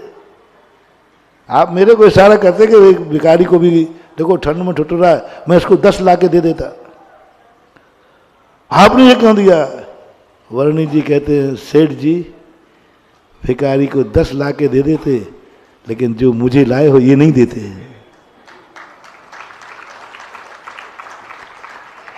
बोलो ये देते क्या? बोलो नहीं ये तो नहीं देता, मैं कोई कुछ ला के दे देता। वर्णी जी ने कहा कि बस भैया यही तो अंतर है, तुम भिखारी के लिए वो देते और मेरे मन में आया जो मेरे लिए लाया गया है वो क्यों ना एक दिन भिखारी पहने और भिखारी के लिए दिया। ये करना है, अपने लिए सब कुछ करो और उसमें से दान दो। मंदिरों में भी यही, हमारे यहाँ मंदिर की द्रव्य लाने के लिए मना किया गया कि मंदिर की द्रव्य लाओ, मंदिर की द्रव्य लाओ। जब से मंदिर की द्रव्य चली है ना, तो दुकानों में अलग से मिलती है, कौन से चावल चाहिए भैया? इसका अर्थ तो मामला सही है ना। अरे तुम कैसे बताओ, मैंने प्रैक्टिकल किया। मंदिर के चावल अलग मिलते हैं, खाने के अलग मिलते हैं। मंदिर की बादाम अलग है और खाने की बादाम अलग है, वो लंबी लंबी काजू वो, और मंदिर की वो ऐसे कि फूटे से भी नहीं फूटे, छोटी सी होती है, कागजी बादाम। मंदिर का चावल लाल मोटा, और खाने का जब से हवा चली गई मंदिर के चावल, मंदिर का द्रव्य अलग दुकानों में, किराने की दुकान में मंदिर की सामग्री अलग मिलती है, अलग मिलती है। मैंने एक बार शायद सुना था संस्मरण कि ऐसा एक बार हुआ था, एक पंचकर्म में पानी गिर गया, तो पानी गिर गया तो पंडाल में मंदिर की जो पूजा की सामग्री थी वो भीग गई रात में। तो और तो सब ठीक आ गया, लेकिन चावल नहीं। तो महाराज जी मंदिर के चावल भीग गए हैं, क्या वो पूजा में काम ले लें? मैंने कहा नहीं, अब रात भर के भीगे हुए हैं वो, ऐसा करो तुम्हारे भोजनालय के चावल तो नहीं भीगे? नहीं नहीं महाराज वो तो नहीं भीगे, वो तो कम। तो मैंने कहा ऐसा करो, जो तुमने पूजा के लिए रख रखे हैं वो तो ले लो भोजनालय में। अब मैंने सहज भाव में कहा, मेरे मन में कोई भाव नहीं था और मुझे कुछ पता भी नहीं था, इसे लोगों ने कह दिया। तो मैंने कहा नहीं नहीं कोई, बोले वो चावल भोजनालय में लूँ, भोजनालय के चावल। अनिल शास्त्री बैठा है कहीं? हाँ हाँ बराबर, इसी की भोजनालय में करवाते एक आध बार कि जो मंदिर के चावल है वो बनेंगे भोजनालय में आज और भोजनालय के चावल। तो वे लोग सब नहीं महाराज ऐसा नहीं है, अब ऐसा तो नहीं हो पाएगा। मैंने क्यों? नहीं नहीं, मैंने कहा दोष नहीं लगेगा, दोष की जिम्मेदारी मेरी है। आप वे चावल सारे यहाँ ले लो, वो यहाँ लो। अब महाराज रहना तो वो वेस्टेज हो गया तो हो जान दो, हम दूसरे मंगा लेंगे। अरे मैंने कहा भाई मैं तुम्हारा बचत कर रहा हूँ। फिर एक ने कहा महाराज जी वो चावल खाएंगे हम लोग। मैंने कहा मतलब? अरे महाराज जी मंदिर के अलग चावल होते हैं, खाने के अलग होते हैं। और फिर मैंने तो हाथ में खुल लिया, मैंने कहा दिखाओ, और दोनों के मैंने 10 भर के मंगाए। मैंने कि भगवान, तो भगवान मुझका देख ले बेटा इन भक्तों के हालचाल, ये हो रहा है कि नहीं? हर संप्रदाय में हो रहा है। यही तो पंचम काल है। हम भगवान के साथ भी बेईमानी कर रहे हैं, खाते कुछ हैं और चढ़ाते कुछ हैं। धर्म के साथ बेईमानी कर रहे हैं, कुछ खाएंगे कुछ चढ़ाएंगे। कहां तक तुम्हारा काम होगा? भगवान सर्वज्ञ है रे भाई, वो सब जानता है। कर्म सर्वज्ञ हैं, सब जानते हैं, सब जानते हैं कर्म किसने क्या किया है। सर्वज्ञ का अर्थ वो जानते हैं कि तुमने कैसा किया है, वैसा ही बंद को प्राप्त होंगे। नहीं लिए गए उन्होंने, हमने बहुत प्रयास किया, बने कि नहीं है, नहीं महाराज जी अब रहने दो, वो वेस्टेज हो गए। क्या कहा उन्होंने? मेरे रोंगटे खड़े हो गए। अब महाराज रहने दो, ये हम पक्षियों को डाले देते हैं। गाय गौशाला वगैरह थी, बोले पक्षियों के काम आ जाए। मैंने कि प्रभु देख ले, मुझे वो चावल चढ़ता है जो पक्षियों के काम आता है, और ये इसके खाने वाले चावल तूने बदलने को कहा ना, नहीं बदले। इसलिए जैन दर्शन ने कहा क्या चढ़ाना है? मंदिर के लिए चावल मत लाओ बाजार से, अपने लिए लाओ, उसी में से एक मुट्ठी भगवान के चरणों में चढ़ा दो, उसमें चढ़ा दो। मंदिर की द्रव्य कभी घर में नहीं आना चाहिए। जो द्रव्य तुम्हारे लिए आती है, जो चावल तुम्हारे लिए आया है, उसी में से कम ले लो। ज्यादा शक्ति नहीं है तो कम ले लो, 2 चावल ले लो, लेकिन होना चाहिए वही चावल जो तुम्हारे खाने में लेते हो, वही चढ़ोतरी में जाएगा, वही बादाम जाएगी। ये जैन दर्शन का कंसेप्ट हमें बहुत दिन में समझ में आया कि दान के लिए क्यों नहीं कमाना, महाराज के लिए क्यों भोजन नहीं बनाना, क्यों मंदिर के नाम की द्रव्य नहीं लाना। उस दिन जब ये घटना घटी तब समझ में आई भगवान, अब समझ में आ गया। इसलिए आपने कहा तुम जिसमें जो खाओ वही चढ़ाओ। जैसा खाओ, तुम अपने लिए कमाओ, मकान के लिए कमाओ, उसमें से मंदिर को दे दो। तुम अपने खर्चे के लिए कमाओ, उसमें से कम करके 2 पुण्य है। तुमने अपने खर्चे के लिए कमाया है तो उतना कम खर्चा करोगे तो उतना पाप कम होगा, और अपनी कमाई में से दिया हुआ दान दिन दूना रात चौगुना अमृत के समान फलता है। अपने तो ऐसी स्थिति में कभी ये गलती मत करना कि लोग भूखे मर रहे हैं, तुम रेट बढ़ाने के लिए गोदामें बंद किए हो। ऐसे समय पर तो अपने लिए रखा हुआ अनाज भी खोल दो। कल क्या होगा, आज सामने मर रहा है उसको जीवित करो। कल मैं क्या खाऊंगा, कल मैं क्या खाऊंगा, आज जो मर रहा है उसे जीवित दे दो। हो सकता है कल दिन आवे ही नहीं तुम्हारा, तो तुम भी मरोगे और सामने वाला तो तुम्हारे सामने मर ही रहा है। आज जिसको जिंदा करना है उसको जिंदा करो, कल का कल देखा जाएगा, जो होगा वो देखा जाएगा। ये परिणाम हमारे बनना चाहिए। इसलिए कभी भूल करके खूब कमाओ, कभी धोखे से नहीं। किसी की मजबूरी का लाभ मत उठाओ, किसी की मजबूरी का लाभ मत उठाओ कि तो मजबूर है, इसको तो पैसा चाहिए है, तो ये पैसा लेगा, हम 5 रुपया सैकड़ा का ब्याज लगा देते हैं। मजबूरी का लाभ नहीं। कमाई करो, तुम्हारा धन है, धन दौलत है, व्यापार करते हो करो, खेती, लेकिन मजबूरी का लाभ नहीं उठाना। और ऐसी मजबूरी का जो लाभ नहीं उठाते हैं वे एक दिन उनके जीवन में भी कभी मजबूरी नहीं आ सकती। ये किस्मत बदलने का तरीका, किस्मत बदलने का तरीका हमारे पास है, आज भी है, आज भी है। जो मैंने शरीर में घटा दिया, किस्मत में लिखा के नहीं लाया था मुनि पद। मैंने पूरे शास्त्र पढ़ लिए, किसी शास्त्र में नहीं लिखा पंचम काल का जीव की किस्मत में मुनि पद लिखा है, नहीं लिखा। कोई कर्म ही नहीं है, और कर्म के बिना, कर्म में वही लिखा जाता है जो किस्मत में होता है। आज उसके बल करके उसने इसी गंदे शरीर को इतना पावन बना दिया कि जो जल छू रहा है वो गंधोदक बन रहा है, जहां चरण पड़ रहे हैं वो तीर्थ हो रहा है, वो तीर्थ। ये कला अपने पास, ये हाथ है। क्यों मरते हो इस हाथ के लिए, क्यों मरते हो इस हाथ के लिए? क्या तुम्हारे पास हाथ नहीं है? महाराज आशीर्वाद दे दो, आशीर्वाद दे दो। तुम्हारे पास हाथ नहीं है क्या? बोलो, इस सभा में किसके पास हाथ नहीं है? सबके पास। तो क्यों मरते हो? सुबह उठो, अपना हाथ तथास्तु। क्यों मैं परेशान करते भैया? क्या है इन हाथों में, क्या है इन हाथों में? और तुम्हारे हाथों में क्या नहीं है? एक आध दिन ब्लेड का कट लगा करके देख लेना, दोनों में एक सा माल निकलेगा। फिर क्यों महाराज के आशीर्वाद को, क्यों महाराज को यार पीछे पड़ते हो, क्यों परेशान होते हो? किस्मत में दोनों के हाथ एक समान लिखे हैं। ये पंचम काल का हाथ है, हाड़ मांस से बना हुआ, चमड़ी से है। लो, बदलो किस्मत को। ये हमारे हाथ में, किस्मत के हाथ में नहीं, ये हमारे हाथ में है। एक संकल्प करना है इस हाथ में।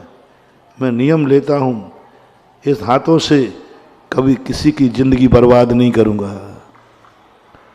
इन हाथों से कभी किसी का अहित नहीं करूंगा, इन हाथों से कभी पाप नहीं करूंगा, इन हाथों से कभी गंदा कार्य नहीं करूंगा।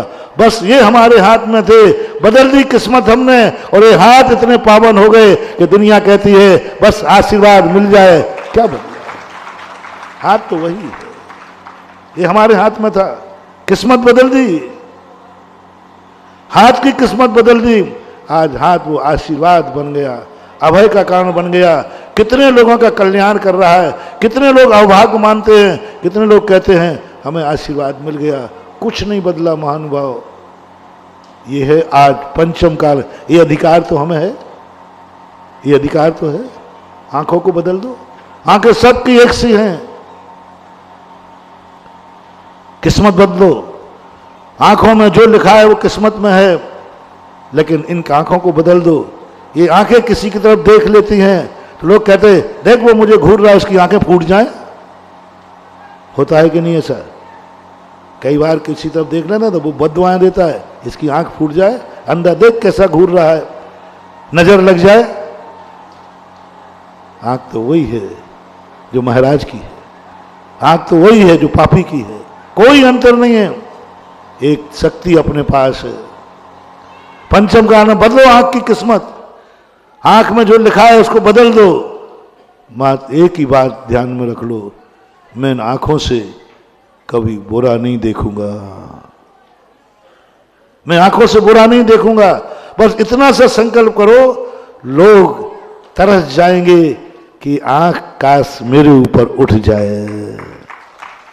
एक आंख वो भी है जो लोग कहते हैं एक बार महाराज की दृष्टि पड़ जाए, इतने किसी को आंख उठा के देख लो, वो फूला नहीं समाता, धन हो गया, धन हो गया, गुरु की कृपा दृष्टि हो गई। अरे क्या हो गया? महाराज ने देख लिया। तो पड़ोसी कहता है मैं देख लूं?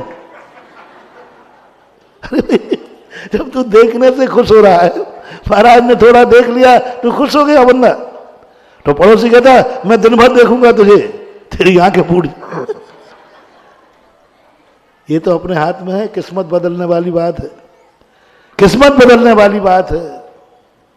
कान वो है एक जो लोग छुपाते, उसके कान में ये बात नहीं पहुंच जाए, क्योंकि बहुत बदमाश है, बहुत बेईमान है।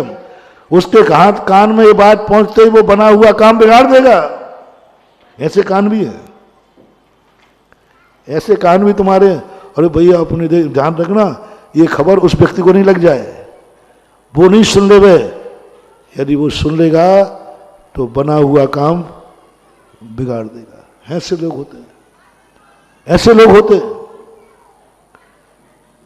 बहुत ज्यादा लोग होते। किसी को पता चल जाए कि ये काम करने जा रहा है और किसी ने सुन लिया, वो बिगाड़ ही देगा। कोई आपके यहाँ पहले होता था, अब तो कम होने लगा। पहले किसी बच्चे बच्ची को देखने आते थे ना, तो पड़ोसी देखते रहते कौन आया, धीरे से मालूम ये है। अब वो तो कमजोर आदमी भाग जाता था। भड़काने वाले बहुत हैं, कान भरने वाले बहुत हैं इस दुनिया में, ऐसे कान भी हैं। महानुभाव, ये किस्मत में है, ये कर्म में लिखा है, सबके कान बराबर हैं। अपने हाथ में क्या है? बदल दो इन कानों की किस्मत, और लोग तुम्हें अंदर की बात बताने में भी अपना गर्व महसूस करें। बताने में, यदि ये बात हम उनको सुना दें, बस मेरा काम हो गया। गुरु को अपने पाप की बात बताने में भी झिझकते नहीं हैं। मैंने खुद जेल में जाके इंटरव्यू लिया है जेलियों का। एक जेली ने कहा महाराज जी, वो जेलर साहब बोले साहब इतना खतरनाक जेली, इसके हाथ पैर तोड़ दिए, रिमांडर पे चल रहा है, प्रतिदिन पिटता है, लेकिन ये कबूल नहीं कर रहा है और अपराधी यही है। मैंने कहा मैं पूछ लूँ? बोले काय को महाराज आप बेफालतू। मैंने कहा आप मत सुनना। जेलर साहब से कहा, मैंने कहा आप मत सुनना। मैं उसके बाद कहा भाई क्या बात है? बोले महाराज जी क्या करूं, हो गया। जेलर साहब कहते हैं कि ये आपने क्या जादू कर दिया? अब मैं एक पत्र लिखता हूं कि किसी से कबूल करवाना है तो आपने तो कुछ किया ही नहीं। उससे पूछा बेटा क्या बात है? बोले महाराज जी हो गया। इतने जल्दी बोला मैं हाथ पैर तोड़ के रह गया। महाराज जी ये क्या बात है? आपने कौन सा मंत्र किया कि इस खूंखार से आपके सामने 2 मिनट में उगल दिया, और वैसे उगल नहीं रहा था। मैंने कि इन कानों को मैंने पवित्र किया है। महाराज कैसा पवित्र? यदि आपके सामने उगल दे तो तुम इनको सीधा जेल भेज दोगे, और हमारे सामने उगल दे हम इसे गले लगा लेते हैं। हमारे सामने उगलते हम गले लगाएंगे, कम से कम इसने सत्य बोला है। और तुम्हारे सामने उगल दे तो सीधा जेल भेज दोगे। अपराधी ने स्वयं स्वीकार कर लिया है अपराध, अब जेल भेजने में क्या कमी है? बोलो जो अपराधी स्वयं स्वीकार कर ले तो क्या वो बोले फिर तो जेल भेजेंगे? मैंने कहा यही अंतर है तुम्हारे कानों में और हमारे कानों में। उसको विश्वास है गुरु के से कहने में हमें सजा नहीं मिलेगी, बल्कि मुझे माफीनामा मिल जाएगा अपराध का। कानों को पवित्र करो, मुंह को पवित्र करो। मुंह सबका एक सा है, सबका गंदा है मुंह, हमारे हाथ में है ये। हम इस मुंह से कोई गलत बात नहीं निकालेंगे, इस मुंह से गंदी बात नहीं निकालेंगे, ये मुंह से कभी अभिशाप नहीं देंगे, इस मुंह से कभी बुरा नहीं करेंगे। लो, मुंह की किस्मत बदल गई, अब इस मुंह से जो भी निकलेगा वह सत्य होगा, होकर रहेगा। अमावस्या को भी पूनम बनना पड़ेगा, सूरज को भी पश्चिम से निकलना पड़ेगा, क्योंकि नियम लिया है कि मैं गलत नहीं बोलूंगा, कभी भी गलत नहीं बोलूंगा। ये स्थितियां अपने जीवन को बदलने की बहुत बड़ी। एक बार सुनाया था मैंने कि एक व्यक्ति ने कभी भी सरकार की चोरी नहीं करता था, विदाउट टिकट नहीं जाता था। एक दिन क्या हुआ कि वो लेट पहुंचा स्टेशन पर, गाड़ी चल चुकी, टिकट ले नहीं पाए। यथार्थ पेपर में छपा था, लगभग 2004 या 5 की बात है, और वो बैठना पड़ा। उसी समय मजिस्ट्रेट गैंग आ गई चेक करने वाली। अब वो कहा जिंदगी में पहली बार मौका आया, आज सारी इज्जत धूल में मिल जाएगी, आज सारी इज्जत धूल में मिल जाएगी। और आज टिकट चेक करने वाला कुछ भी कह सकता है, हो सकता है थाने ले जाए, कुछ भी कह दे। क्या करूं क्या करूं? उसने आंख बंद की।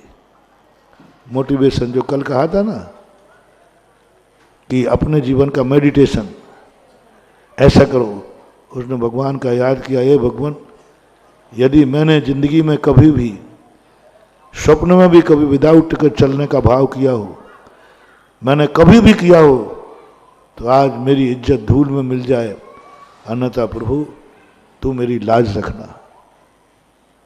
मुझे उठाया, वो एक छोटी सी डायरी होती जेब की, पॉकेट की डायरी। उसने कहा टिकट टिकट टिकट टिकट। इसने कुछ नहीं किया और डायरी में से एक पन्ना फाड़ के और चेकर को दे दिया। चेकर राइट का चिन्ह लगा के आगे चला गया। पेपर में छपा था, वो पन्ना भी छपा था पेपर में, जिसमें राइट का निशान लगा था। राइट का निशान लगा के आगे बढ़ गया एक डायरी के पन्ने पर। क्या है ये किस्मत में नहीं लिखा था। किस्मत में तो विदाउट टिकट लिखा था, लेकिन उसने अपनी ईमानदारी पर कागज को भी टिकट बन गया और राइट का निशान लग करके चला गया। पेपर में वो पेपर आया और उससे पूरा इंटरव्यू आया था। बस मैंने जिंदगी में कभी किया नहीं, लेकिन मेरी मजबूरी थी, नहीं बैठता तो सामने वाले मरीज का सवाल था, नहीं बैठता तो छोड़ सकता था, लेकिन इधर कुआ इधर खाई थी, इसलिए कागज, डायरी के कागज पर राइट का निशान लगा हुआ था। चेक हो गया। हो जाता है महानुभाव, हो जाता है। एक मंदिर बनाने वाले समय हो रहा है, फिर भी आ गया तो कह दूं। एक व्यक्ति ने मंदिर बनाया, दान दिया, लोग उसके भी चुगलखोर होते हैं। किसी ने इनकम टैक्स में उसकी शिकायत कर दी, इसके पास इतना इतना, उसने पंचनामा कराया था बहुत बड़ा, मंदिर भी बनाया था, शिकायत कर दी। कैसे लोग हैं, धर्मात्मा को भी नहीं छोड़ते। कोई पाप नहीं किया था, धर्म का कार्य, शिकायत कर दी। इनकम टैक्स वाले आए, यथार्थ घटना है, मेरे जीवन की घटना है। इनकम टैक्स वाले आए, 100-125 लोग थे, पूरे के पूरे सब बही का सब छान मारा। उसको जिस तिजोरी खोल दे, आज इसको बंद कर दे, इसमें कुछ नहीं है। सारे बही खाते दे गए, सबको जल, 1 रुपये का वहां कुछ नहीं मिला उनको। अंत में वो कहने लगा, साहब वे जो ऑफिसर आए थे ना, वे सेठ जी कुछ बता दो, हम लोगों की नौकरी का सवाल है। क्योंकि बता दे गलत छापा डालने पर फिर उनको कुछ गड़बड़ हो जाता है। उन्होंने कहा साहब आप सब देख लो, सब सामने रखा है, बही खाते सामने, सोना चांदी सामने, कुछ नहीं दिखा उनको। खाली हाथ आए, बोले साहब मेरे पास तो कुछ नहीं है, जो है सब इसी में। और सेठ जी को दिख रहा है कि इनको दिख नहीं रहा है। सारी चाबी रख दी, सारे बही खाते रख दिए, सब वो तो सब जो कुछ है साहब यही है। बिल्कुल खाली हाथ चले गए, 1 रुपये का एक गलती नहीं पकड़ पाए। क्या हो गया ये धर्म का चमत्कार है। ये दान का चमत्कार है, दान का चमत्कार है कि उनके इतने अच्छे पवित्र भाव थे कि मैं प्रभु का मंदिर बनाऊं, लो उनको सबको मति ऐसी विभ्रम कर दी। इसलिए महानुभाव, धर्मात्माओं को कभी परेशान नहीं करना, धर्म को कभी ठगना नहीं, धर्म कार्य में अन्यथा वो ठगी कभी काम नहीं आएगी, पता नहीं किस दरवाजे से निकलकर तुम्हारी जिंदगी को खत्म कर देगी। और दूसरी बात, अपने जीवन में कभी भी एक बदलने की, किस्मत को बदलने की ताकत, मैना सुंदरी ने बदल दी किस्मत, चेलना ने किस्मत बदल दी, और ऐसी किस्मत बदली, ऐसी किस्मत बदली कि उन दुश्मनों के बीच में, उन पापियों के बीच में अकेली गई थी और सारे पापियों को समोषण में, अभी तो महावीर की मौसी थी और वो मौसी मौसा जी को लाकर समोषण में रख दिया, सैनिक को लाकर समोषण में रख दिया। ये है कला, ये है किस्मत। अब चेलना की किस्मत में एक पापी लिखा था, धर्मद्रोही लिखा था, मांसाहारी लिखा था, लेकिन चेलना ने कहा कि मैं भी महावीर की मौसी हूं, दिखा दिया चमत्कार, बदल दी किस्मत उसने। और ऐसी किस्मत बदली, ऐसी किस्मत बदली कि महावीर स्वामी का सबसे बड़ा प्रथम श्रोता कौन बना? राजा से। तीर्थंकर प्रक्रिया बंद किया, छायक समय दर्शन किया, ये सब अपने हाथ में है, ऊपर वाले की सुरक्षा। ऊपर वाले का मन चल रहा है अभी कि ऊपर से जो हमारे ऊपर संकट आया है किस्मत का, लोग किस्मत को रोने बैठ जाते हैं, क्या करें मेरी किस्मत ऐसी है। तो उनको मैं कह रहा हूं, ये किस्मत का जो संकट तुम्हारे जीवन में आया है, इस किस्मत को, संकट को मैटने की कला तुम्हें सिखा रहा हूं, महावीर भगवान की।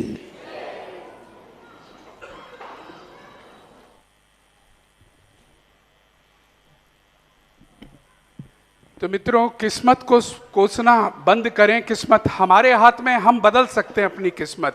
और एक और सूत्र लेकर यहां से जाइएगा, दान देने के लिए नहीं कमाना है, जो कमाया है उसमें से दान देना है। और तीसरी बात मैं आगरा की कह रहा हूं, बैठे रहिएगा, 2 मिनट बैठे रहिएगा, सभी लोग बैठे रहिएगा। तीसरी बात जो आगरा की कह रहा हूं, अभी जो चढ़ाने वाले द्रव्य हैं, चावल तो बदल गए हैं,